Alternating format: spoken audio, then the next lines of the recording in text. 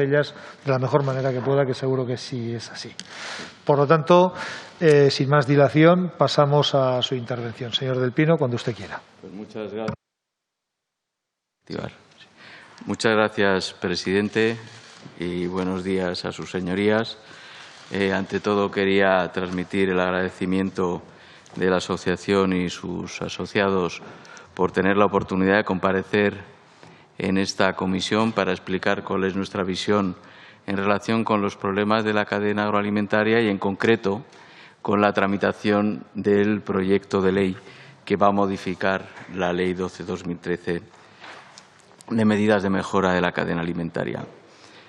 Antes de ello, quería presentar brevemente a mi asociación. ACES es una asociación patronal integrada por cadenas de supermercados de ámbito nacional, presentes en toda España y seguramente conocidas de todos ustedes, como los supermercados Supercor, los supermercados del Grupo Carrefour, los supermercados del Grupo Eroski, los supermercados de Auchan Retail, Alcampo, más conocido por Alcampo, y los supermercados de Lidl Supermercados. Estos asociados tienen 3.800 establecimientos en formato supermercado, insisto, en España, y están muy imbricados, como bien saben ustedes si los conocen, como clientes en la labor de mejora de la cadena alimentaria y en el servicio a los clientes en los sitios donde están emplazados. He seguido con mucho detenimiento a través del canal parlamentario las intervenciones de ayer y antes de ayer, y de esta mañana he tenido la oportunidad de estar escuchándolas desde esta sala, y después de oírlas entiendo que podía ser conveniente, antes de exponer nuestra valoración sobre el proyecto de ley, aclarar algunas cuestiones o algunas falsas percepciones sobre nuestro sector, o explicar quizá con algo más de detenimiento cómo funcionan las cadenas de supermercados y nuestro compromiso real con el sector agroalimentario. Así que voy a empezar por esta última parte para decirle que, efectivamente, nosotros, como último eslabón de la cadena, estamos muy comprometidos con todo lo que pasa aguas arriba. Y, de hecho, el compromiso de ACES y de sus asociados con el sector agroalimentario no es una mera declaración, sino que se fundamenta en actuaciones y hechos prácticos. Así, quería empezar tratando de remontarme en el tiempo al año 2007. Y dirán ustedes, ¿por qué? Pues porque en el año 2007 la asociación ACES publicó el primer estudio, insisto, el primer estudio en España en el que se hablaba de cadena de valor agroalimentaria. Nosotros tuvimos, además, el honor que fuera el propio Ministerio de Agricultura, Pesca y Alimentación quien nos publicara ese estudio, y pueden consultarlos ustedes, si quieren, en la base de datos del NIPO o del ISBN, que es donde están las publicaciones oficiales y las publicaciones no oficiales, y verán que hasta entonces nadie había hablado de cadena de valor agroalimentaria. El año 2007 nos puede parecer muy lejos o muy cerca, eso lo podemos debatir, pero lo que sí es cierto es que nosotros sí queríamos plantear en ese momento una visión distinta de cómo enfocar los problemas del sector agrario y de las pymes agroalimentarias, y, en concreto, tratar de trasladar qué elementos de reformas y de transformaciones estratégicas había que introducir dentro de la producción y de la estructuración agroalimentaria para poderla mejorar y, al mismo tiempo, mejorar la economía y, al mismo tiempo, mejorar el funcionamiento de nuestras empresas asociadas. Las conclusiones que dábamos en el año 2007 yo creo que siguen estando plenamente en vigor, y siguen estando plenamente en vigor porque muchos de los problemas, efectivamente, se han resuelto de manera más o menos parcial, pero la parte importante sigue siendo una asignatura pendiente. ¿Qué es lo que decíamos por aquel entonces? En primer lugar, que el productor agroalimentario tiene que tener una rentabilidad adecuada que le permita supervivencia en el medio y largo plazo. Si nosotros pensamos, creemos, y de hecho lo pusimos por escrito en el año 2007, ese es el objetivo que buscar. Lo que hay que buscar es qué hay que hacer para que la producción agroalimentaria sea, como cualquier otra actividad económica, una producción rentable. Pues para garantizar esa rentabilidad nosotros proponíamos en ese momento, a través de multitud de ejemplos y de un trabajo de campo muy intenso que se hizo, dos elementos básicos de trabajo. En primer lugar, que tuvieran una dimensión competitiva o una posición competitiva en el mercado. ¿Qué quiere decir dimensión o posición competitiva? Que pueda ser alguien en el mercado, es decir, alguien con quien negociar, bien porque tengas volumen, es decir, porque tengas una capacidad a través de tu volumen para poder negociar condiciones en pie de igualdad con otros proveedores y no recibir solo lo que el mercado te dé a resultas de lo que hayan negociado otros, o bien tener unos productos diferenciados, de calidad, una oferta que te haga diferente del resto para así poder ofrecer y negociar también con tus clientes cuestiones distintas. Entendíamos que ese era uno de los elementos fundamentales, la ganancia de dimensión o la ganancia de posición competitiva, pero además entendíamos que el productor agrario estaba sometido, como lo estamos sometidos todos los sectores económicos, y la distribución es uno de los sectores ahora mismo que está sufriendo mayores costes como consecuencia de las transformaciones que estamos teniendo en nuestro sector, pues para mejorar ese esquema de costes, lo que hacía falta era integrar en la medida de posible las estructuras hacia arriba y hacia abajo, es decir, tratar de ganar volumen para poder negociar mejor los insumos que tienen las producciones agrarias o las pymes agroalimentarias y poder también apropiarse del valor que se va generando en eslabones posteriores de la comercialización, como la selección, la comercialización, el envasado, la transformación, la innovación. Y esas eran las claves que nosotros en ese año 2007 decíamos que eran fundamentales para poder garantizar esa rentabilidad. Si tú avanzas en ese sentido, seguramente tus condiciones como un elemento dentro de esa cadena podrán mejorar. Y entendíamos además, y eso lo decíamos en el año 2007, vuelvo a insistir, en que había que orientar cada vez más la producción hacia el mercado. Había que estar muy pendiente de lo que nos va pidiendo el cliente. Tienes que estar muy sensible y siempre con las antenas puestas en qué te va pidiendo el consumidor para así poder ir enfocando cada vez más lo que vas produciendo a lo que te va demandando el mercado. Y, en consecuencia, un elemento fundamental dentro de esa escucha al mercado era colaborar con quienes estamos más en contacto con los clientes, que somos las empresas de distribución, y por eso planteábamos un diálogo abierto con todos los agentes de la cadena de valor agroalimentaria. Y en el año 2007 y 2008 empezamos a hacer una ronda de presentación de estos estudios y estas orientaciones y se encontraban algunas organizaciones de productores agrarios con la sorpresa de que de pronto la distribución tenía cara y ojos y que quería hablar con ellos y que querían relacionarse. Bueno, desde entonces esas relaciones han sido muy intensas y es verdad que ahora mismo, más allá de los distintos puntos de vista que tengamos en relación con el proyecto de ley de la cadena alimentaria, lo que sí es verdad es que tenemos un nivel de comunicación muy fluida en el nivel no solo institucional, sino también en el nivel empresarial entre los distintos representantes de los eslabones de la cadena alimentaria. Y todo esto, ¿por qué lo hacemos? Pues porque nuestras empresas trabajan mejor con sectores estructurados y estables.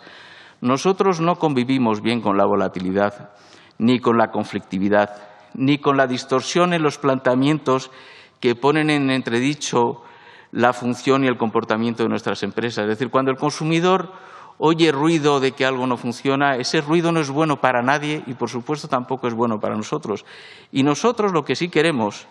es que la percepción de la cadena sea una percepción adecuada por el consumidor. Será más fácil convencer al consumidor del valor de los productos agroalimentarios, tratar de identificar nuevas vías de comercialización si efectivamente tratamos de eliminar del debate lo que son planteamientos radicales o alejados o que pongan en cuestionamiento el cómo funcionamos cada uno de los eslabones. Y por eso tratamos de ser coherente con ese planteamiento y son muchos los ejemplos e iniciativas que desde el 2007 hemos hecho, no les voy a resumir todas, pero a modo de ejemplo, pues llevamos muchos años trabajando en el seno del Observatorio de la Cadena Alimentaria para el estudio de las cadenas de valor. Hemos tratado de hacer también aportaciones singulares desde el punto de vista del estudio con otros estudios, por ejemplo, como el de sobre la cadena de valor del pescado fresco, otros estudios que hemos realizado en colaboración con otras asociaciones. Hemos firmado hasta 4 acuerdos del sector lácteo, en los cuales nosotros insistíamos como sector de distribución en que era necesario que el ganadero tuviera contratos y que era necesario que hubiera una trazabilidad del origen de la leche, porque teníamos ganas de poder poner y asegurarle a nuestros clientes que la leche era de origen nacional, y hasta en esos momentos no era posible garantizarlo, y fue gracias a la insistencia de la distribución en la estructuración del sector y en la trazabilidad de la leche que ahora tenemos un marco de conocimiento y de trazabilidad de la leche y un marco contractual muy estable. De hecho, ayer mismo se publicó en el Boletín Oficial del Estado un nuevo decreto que da prórroga a todas las realizaciones que se han hecho hasta entonces. Además del sector de la leche, pues hemos tenido muchísimas formas. Por ejemplo, hace muchísimos más trabajos. Ha sido un sector muy complejo, precisamente por el impacto que ha tenido el cambio en la política agraria común. Y así, recientemente hemos colaborado en la estrategia gallega del sector lácteo con muchísimo trabajo muy intenso con todos los operadores de la cadena de valor. Hemos firmado numerosos convenios a nivel sectorial, estatal y autonómico, pues sobre el tema del aceite de oliva o de la patata, como puede atestiguar la señora Marcos, que en ese momento tenía esas responsabilidades, en los sectores de fruta y hortalizas, o más reciente, como consecuencia de la situación de pandemia que ha llevado a determinados productores que estaban muy enfocados en el sector horeca a tener que buscar soluciones, pues hemos firmado convenios en Aragón, en Castilla y León, en Madrid, como asociación, y además las empresas de la asociación han tratado de hacer acciones individuales precisamente para respaldar y tratar de comercializar y tratar de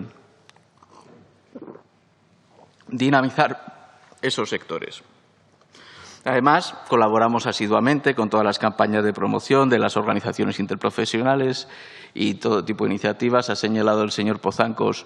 Fruit Attraction. Nosotros estuvimos en el comité organizador desde el principio y hemos dinamizado la feria como asociación, tratando de animar a todos los asociados y generar negocio, con lo cual es claro, es claro el compromiso de la distribución con la producción agroalimentaria y con la mejora de la producción agroalimentaria. Les he dado unos ejemplos, pero estoy dispuesto a poderles dar el detalle de todos los ámbitos de trabajo en los que estamos haciendo. Luego, algunas claves para conocer nuestro sector. Se dice que nuestro sector está muy concentrado, que somos muy grandes. Pues sí, efectivamente. Las cadenas de supermercados son cadenas que, en nuestro caso, que tienen una implantación, pero se da la circunstancia que en España, a diferencia de otros países de la UE, nuestro mercado está muchísimo menos concentrado. Si lo comparamos, por ejemplo, con Reino Unido, con Francia o con Alemania, en España tenemos el 50% de las 5 primeras empresas, además muy distorsionado por el hecho del primer operador, que tiene una cuota de mercado muy importante,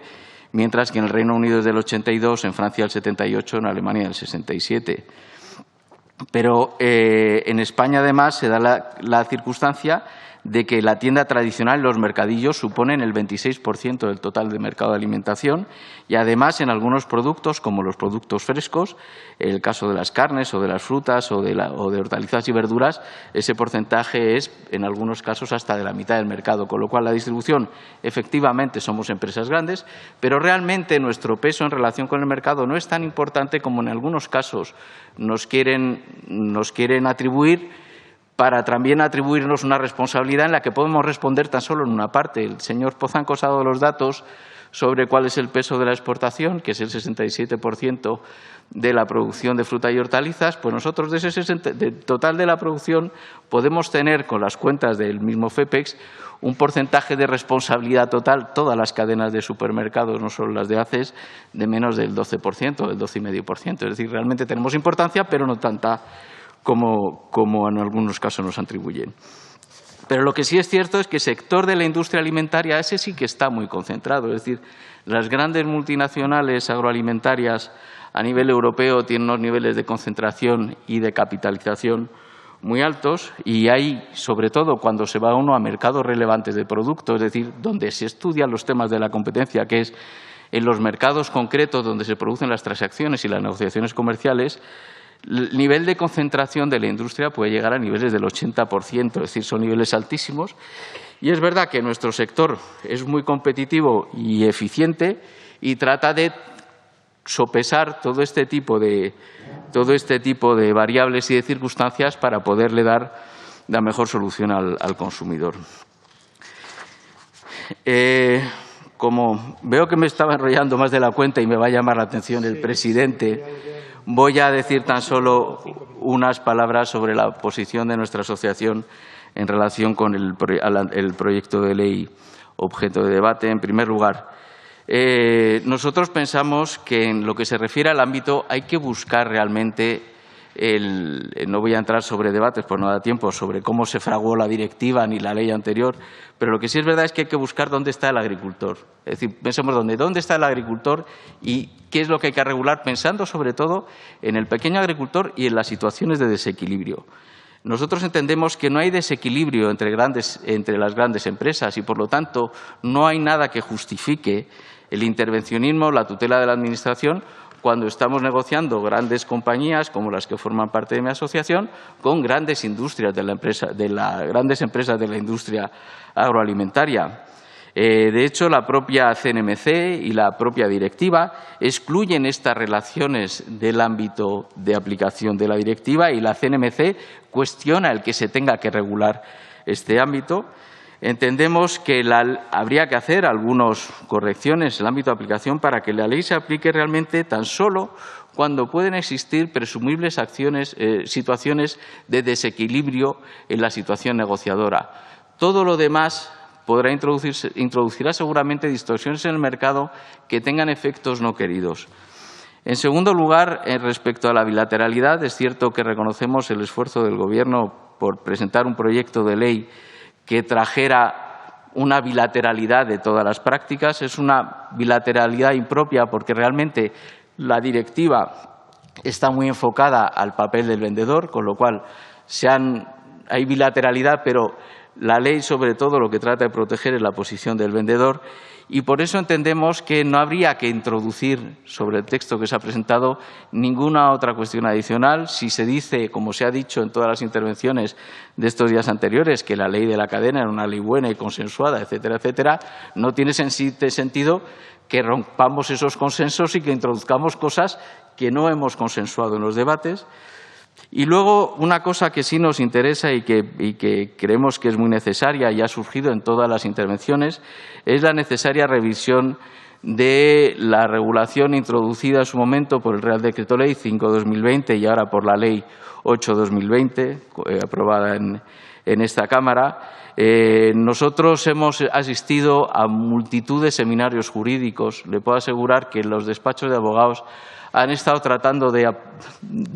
hacer seminarios para tratar de entender qué es lo que se quiere decir la ley, cómo se puede cumplir, porque la intención de las empresas es el tratar de cumplirla adecuadamente y nos encontramos con muchos problemas de inseguridad jurídica y, sobre todo, con unos problemas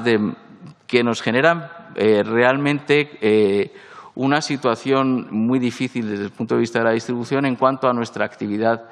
promocional. Lo ha señalado con acierto el señor Magarzo, con lo cual no voy a repetirlo en esta cuestión, pero sí, ya me he llegado a los 20 minutos, pero sí decirles que en este caso lo que hace falta es que los términos del Real Decreto Ley 8/2020, aprovechar esto lo que me quede pendiente seguramente en el turno de preguntas habrá alguna cuestión que me surja. Y por último, y para cerrar, una reflexión sobre lo que ha pasado. Es decir, al final nuestro sector es un sector muy eficiente y lo que necesita es flexibilidad para poder hacer o para poder responder a esas situaciones complejas. Hemos visto cómo con la situación de la pandemia y la situación de las nevadas tenemos que adaptarnos a circunstancias muy cambiantes. Hay que ser competitivo y hay que ser eficiente para poder dar respuestas a esas situaciones.